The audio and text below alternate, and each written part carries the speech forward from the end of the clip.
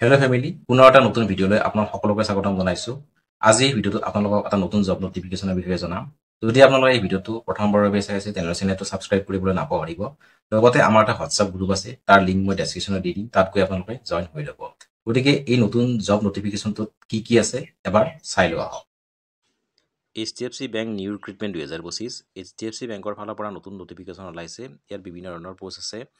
Rural portfolio' officer, outreach officer, assistant, accountant, clerk, branch sales officer, branch manager, sales officer, এনেধৰণৰ বিভিন্ন ধৰণৰ post আছে। Total 8,600টা পদ আছে। এপ্লাই মোডটো অনলাইন হ'ব, অনলাইন কৰিব পাৰিব। হু কেন এপ্লাই? মেল ফিমেল দুয়োটাই আবেদন কৰিব পাৰে, পুৰুষ মহিলা দুয়োটাই আবেদন কৰিব পাৰিব। HDFC বেংক জব ভেকেঞ্চি 2025ৰ চেলাৰীটো দৰমহাটো কেনেকুৱা হ'ব? 28,000 টকাৰ পৰা 65,000 টকালৈকে আপোনালোকে প্ৰত্যেক মাহে দৰমহা লাভ কৰিব।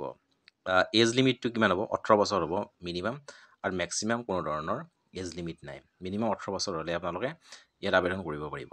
Application fees for general OBC candidate কোনো ধৰণৰ ফিজ দিব নালাগে। ফৰ SC ST PWD কোনো ধৰণৰ ফিজ দিব নালাগে। চিলেকশ্যন প্ৰচেছটো কেনেধৰণে হ'ব? নিযুক্তিৰ যিটো চিলেকশ্যন প্ৰচেছ, তাত ন' এক্সাম, ডাইৰেক্ট চিলেকশ্যন, অৰ্থাৎ ডাইৰেক্ট চিলেকশ্যন হ'ব, কোনো ধৰণৰ এক্সাম নহয়।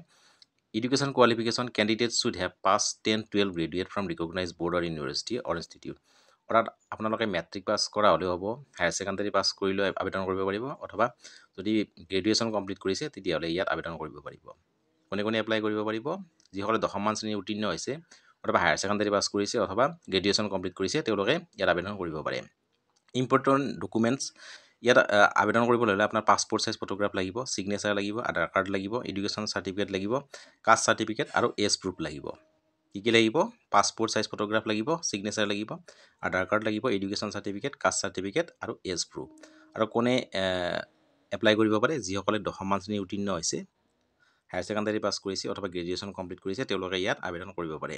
আৰু ইয়াত কোনো ধৰণৰ চিলেকশ্যন প্ৰচেছটোত হ'ব, কোনো ধৰণৰ ইয়াত এক্সাম নহয়, ইয়াত ডাইৰেক্ট চিলেকশ্যন হ'ব।